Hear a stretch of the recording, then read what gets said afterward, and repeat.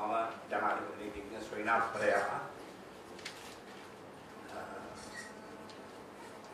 අපේ විජේදාස රාජපක්ෂ මහත්මයාගේ කාරණාව සම්බන්ධයෙන් මම ඉතා පැහැදිලිව කියන්නේ මේ රටේ ව්‍යවස්ථාවේ 31/4A කියන උපවගන්තියේ ඉතාමත් පැහැදිලිව කියලා තියෙනවා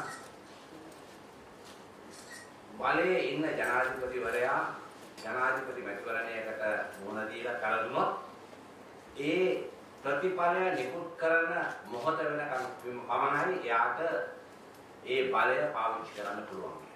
ඒ විතරක් නෙමෙයි ඒ වගන්තියෙන් කියනවා ක්ෂණිකව ඒ ප්‍රතිඵලය නිකුත් කිරීමෙන් පසු ක්ෂණිකව ජයග්‍රහණය කළ පුද්ගලයා ජනාධිපතිවරයා වශයෙන් දියුණුම් දිය යුතුය කියලා. එහෙනම් මේ විධානය පිළිබඳව කිසිම කෙනෙකුට මේ ලංකාවේ ඉන්න අකුරු කියවන්න පුළුවන් කිසිම කෙනෙකුට මේකේ අර්ථ නිරූපණය පිළිබඳව ගැටලුවක් ප්‍රශ්නයක් ඇති විය නැහැ. ඒ නිසා අපි ගෞතම සංඝරත්නයෙන් ඉල්ලීමක් කරනවා කරුණා කරලා දැනුවත්ව මේ වගේ ජනතාව වැරදි අදහසකට යොමු කරන ප්‍රකාශ ප්‍රසිද්ධිය කරන්න එපාය කියලා අපි ඉතාමත්ම ගෞරවනීය ලෙස ඒ ස්වාමීන් වහන්සේලාගෙන් ඉල්ලීමක් කරනවා. ඒකට එක්කම මම මතු කරන්න ඕන කාරණා දෙකක් තියෙනවා. එකක් තමයි ඒ ප්‍රකාශය තුළම මම හිතන්නේ ආණ්ඩුව පරාජය පිළිඅරගෙන තියෙනවා. මොකද ජයග්‍රහණය කරන්නට බලාපොරොත්තුවක් තියෙන ජනාධිපතිවරයෙකුට තරදුනත් අවුරුදු දෙකක් ඉන්න ඕනේ කියන කතන්දරේ කියන්න අවශ්‍යතාවක් නැහැ. ඒ ප්‍රකාශය තුලම මම හිතන්නේ දැන්මම ආණ්ඩුව සමන් පරාජයට පත් වෙන බව පිළිඅරගෙන ඉවරයි. ඒක. දෙවැනි කාරණාව තමයි ජනමතය වලින් යම් පුද්ගලයෙක්ව ජයග්‍රාහකයා බවට පත් කළා නම් එතන ඉඳලා ජනමතය තියෙන මේ පුද්ගලයා රටේ පාලක බවට පත් වෙනවා මිසක් ජනතාව විසින් ප්‍රතික්ෂේප කරපු පුද්ගලයෙක්ව ජනාධිපති දුරේ තවදුරටත් කටයුතු කරන්නට සදාචාරාත්මක ලෙස හෝ නීතිමය වශයෙන් අයිතියක් නැහැ. මොකද ජනතාව ප්‍රතික්ෂේප කළා නම් අනෙක් අපේක්ෂකයා ජයග්‍රහණය කළා නම් මේකෙන් කියන්නේ ඉන්න ජනාධිපතිතුමාව ජනතාව විසින් ප්‍රතික්ෂේප කරලා තියෙනවා. ඒ ප්‍රතික්ෂේප කරලා තියෙද්දි තවදුරටත් අවුරුදු දෙකක පාලනයක යමෙක් ඉන්න හදනවා නම් ඒක ඒකාධිපතිවාදයේ ලක්ෂණයක්. ඒකාධිපති අශිෂ්ට නීතිගරුක නොවන රටක විතරක් ක්‍රියාත්මක කරන්න පුළුවන් දෙයක්. නමුත් මම පැහැදිලිව කියනවා ජනතා විශ්වාසය කෙනෙක් ලබා ගත්තයින් පස්සේ යමෙක් උත්සාහ ගන්නවා නම් තවදුරටත් බලය රැඳී ඉන්න මේ රටේ ජනතාව ඒකට නිසි පිළිතුරු නිසි අවස්ථාවේදී ලබා දෙයි. ඒකත් එක්කම අපේ විජේදාස රාජපක්ෂ මහත්මයා කියපු දෙවැනි කාරණාව පිළිබඳව මට යමක් කරන්නට ඕනේ. අපේ රාජ්‍ය මාධ්‍ය දුවන්නේ කාගේවත් සල්ලි වලින් නෙවෙයි. මේ රටේ ජනතාවගේ සල්ලි වලින්. එහෙනම් ඒ විතරක් නෙමෙයි මේ රටේ නීතිය රාජ්‍ය ආයතනය Tamanගේ කාර්යය නිසියාකාරව සමාන ආකාරයකට කටයුතු සාධාරණ ආකාරයකට කටයුතු කළ යුතුයි කියලා මූලික අයිතිවාසිකම් වගන්ති වල සඳහන් කරලා තියෙනවා. නමුත් විශේෂයෙන් රාජ්‍ය මාධ්‍ය ආයතන මම නම් කරනවා. රූපවාහිනී ආයතනය, ITN ආයතනය, ගුවන්විදුලි සංස්ථාව, ශ්‍රී ලංකා ටෙලිකොම් ආයතනය වගේ ආයතන ඉතා නිර්ලජ්ජිත ලෙස කිසිම ලැජ්ජාවකින් තොරව Tamanගේ මාධ්‍යය ඉතාමත් අශිෂ්ට ආකාරයකට මෙහෙවන අපිට පේනවා. ජනාධිපති ඡන්දයට අදාළ නීතිය Presidential Elections Act ජනාධිපති මැතිවරණ පනතේ 107 වෙනි වගන්තියෙන් ඉතා පැහැදිලිව කියනවා ජනාධිපති තරණයකට ආපු කෙනෙකුට මේ රාජ්‍ය ආයතන මගින් විනාඩි 90ක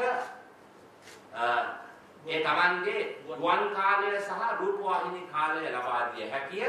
ඊට වඩා ඍජුව හෝ වක්‍රව වෙන කිසිම අනුග්‍රහයක් දිය නොහැකිය කියලා කියනවා.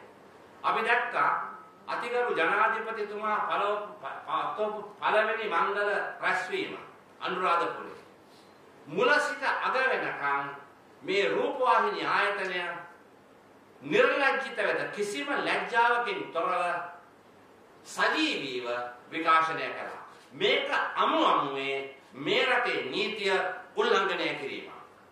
මේ සම්බන්ධයෙන් මම එක්සත් ජාතික පක්ෂයේ මානව අයිතිවාසිකම් ලේකම් හැටියට දැනටම මානව අයිතිවාසිකම් කොමිසමට පැමිණිලි 3ක් ඉදිරිපත් කළා තියෙනවා. රූපවාහිනී ආයතනයට විරුද්ධව, ITN ආයතනයට විරුද්ධව සහ ගුවන්විදුලි සංස්ථාව ලක්ඛණ්ඩ ආයතනයට ගුවන්විදුලි සංස්ථාවට විරුද්ධව මම මේ අවස්ථාව ප්‍රයෝජනයට ගන්නවා. කරුණාකරලා මේක වාර්තා කරන්න. මේ රටේ ප්‍රජාතන්ත්‍ර ආධ්‍ය වෙනුවෙන් මම මේ ඊළඟට කියන වාක්‍ය කරුණාකරලා වාර්තා කරන්න. මොකද මම දකිනවා පෞද්ගලික මාධ්‍ය අද මේ වගේ කාරණා ප්‍රකාශ කරන්න බයෙන් ගැහෙන බවක් වෙනවා. මේ රට වෙනුවෙන් මේ රටේ මිනිස්සු වෙනුවෙන් මම ඉල්ලීමක් කරනවා. මම මේ කරන ප්‍රකාශය වාර්තා කරන්න.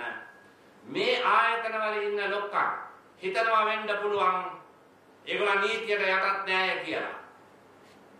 මම ඒගොල්ලන්ට බොහොම පැහැදිලිව කියනවා ඒගොල්ලන් මේ මොහොතේ නීතියට යටත්ව නැතුව ඉන්නවා වෙන්න පුළුවන් රාජ්‍ය අනුග්‍රහය නිසා. නමුත් ජනවාරි මාසේ 8 වෙනිදායින් පස්සේ ඒ සියලු දෙනෙක්ම නීතිය හමුවේ සමානයි. ඒගොල්ලන් මේ කරන නීති විරෝධී ක්‍රියා සියල්ල සම්බන්ධයෙන් නීතිය ඉදිරියේ ඒගොල්ලන්ට ගනුදෙනු දෙන්න නැත්නම් they are accountable. ඒගොල්ලන්ට නීතිය ඉදිරියේ උත්තර දෙන්න සිද්ධ වෙනවා. මෙන්න මේ කාරණාව හොඳට මතක තියාගන්න කියලා මේ රාජ්‍ය මාධ්‍ය ආයතනවල අයට සහ රජයේ නිලධාරීන්ට මම බොහොම පැහැදිලිව කියනවා. ජනවාරි මාසේ 8 වෙනිදායින් පස්සේ මේ නීති කඩන සියලු රාජ්‍ය නිලධාරීන්ට අපි අසාධාරණකම් කරන්නේ නැහැ. නීතිය සාධාරණව ක්‍රියාත්මක කරනවායි කියන කාරණාව කරුණාකරලා වටහා ගන්නයි කියලා මේ අයගෙන් මම ඉල්ලීමක් කරනවා. කරුණාකරලා මම තමුන්නාන්සලාගෙන් විශේෂයෙන් පෞද්ගලික මාධ්‍ය ඉල්ලීමක් කරනවා. කරුණාකරලා මේ කාරණාවට ප්‍රසිද්ධියක් දෙන්න. මොකද රාජ්‍ය ආයතන වල ඉන්න නිලධාරීන්ගේ රාජ්‍ය මාධ්‍ය වල ඉන්න ලොක්කොයි හිතනවා ඒගොල්ලන් නීතියට උඩින් ඉන්න කට්ටියක් කියලා. ඒක ජනවාරි 8 වෙනිදා වෙනකන් ක්‍රියාත්මක වෙන්න පුළුවන්. නමුත් ජනවාරි 8 වෙනිදායින් පස්සේ මේ රටේ නීතිය නිසි ආකාරයට ක්‍රියාත්මක වෙනවා කියන එක ඒගොල්ලෝ තේරුම් ගන්න ඕනේ.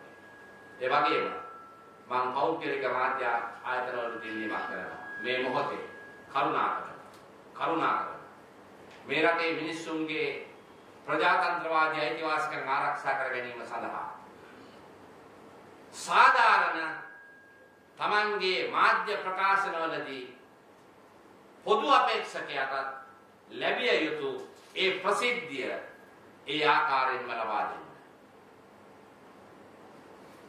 දැන් අපි දකිනවා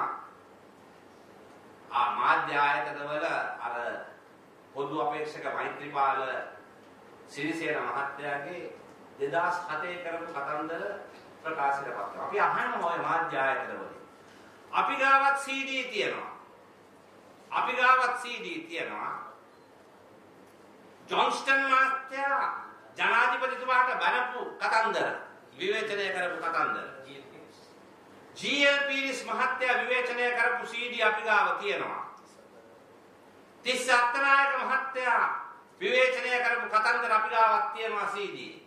අපි ඒවා වන්නම් කරුණාකරලා ඒවා Tamanගේ මාධ්‍ය ආයතන වලින් ඔය මෛත්‍රීපාල සිරිසේන මහත්තයාගේ කතන්දර වලට ප්‍රසිද්ධිය දෙන ආකාරයට සමාන ආකාරයකට අපිටත් ඒ ප්‍රසිද්ධිය ලබා දෙන්නේ කියලා අපි ඉල්ලීමක් කරනවා. මේක මේ ජනතාවගේ ඇස් වලට වැලි ගහලා ජනතාව නොමගාවල් යවලා බියගන්වලා මේ රටේ ආණ්ඩු බලය ලබන්නට මේ ආණ්ඩුව ව්‍යායාමයක ඉන්නවා. මේ ආණ්ඩුව ඔය කියන විදියට ජනතාවගේ සුබසෙත සඳහා ගිය අවුරුදු 10ක කාලය ගත කළා නම් මේ වගේ අශිෂ්ට නින්දිත ක්‍රමවේදයන් වලට ඒගොල්ලන්ට හැරෙන්න අවශ්‍යතාවක් නැහැ.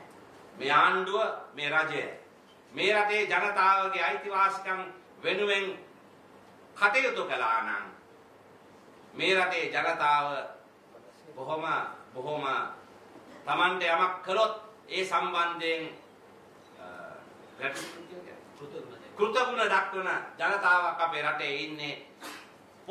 ලාම්පු කණුවට පෝස්ටර් ගහගෙන කටවුට් ගහගෙන රාජ්‍ය මාධ්‍ය සහ අනිකුත් මාධ්‍ය සියල්ල බය කරගෙන යන්නට අවශ්‍යතාවක් නැහැ. ඒකෙන් පැහැදිලිව පේන්නේ මේ රටේ ජනතාවගේ අවශ්‍යතාවන් මේ ආණ්ඩුව සම්පූර්ණ කරලා නැහැ. ඔවුන් අසාර්ථකයි. මේ රටේ ජනතාවගේ සම්පත් ගසා කාලා තියෙනවා. අන්න ඒ නිසා ඒගොල්ලෝ දන්නවා ජනතාව ඒගොල්ලන්ට මේ විරුද්ධව නැගී සිටිනවා. ඒක කිසිම ආකාරයකින් හරි පාලනය කරගන්නයි මේ උත්සාහ කරන්නේ. අවසාන වශයෙන් නැවත වාරයක් විශේෂයෙන් පෞද්ගලික මාධ්‍ය නායකයක් කරනවා. මේ මොහොතේ රටේ අවශ්‍යතාවය පොදු අපේක්ෂකයාට Tamanගේ අදහස් සමානව විකාශනය කරන්නට අවස්ථාවක් සලසා දීම. එම නොකළොත් මේ රටේ පෞද්ගලික මාධ්‍ය මේ බලකාමී ඒකාධිපති ක්‍රමයට ඍජුව හෝ වක්‍රව උදව් කරපු මාධ්‍යයක් හැටියට ඉතිහාසගත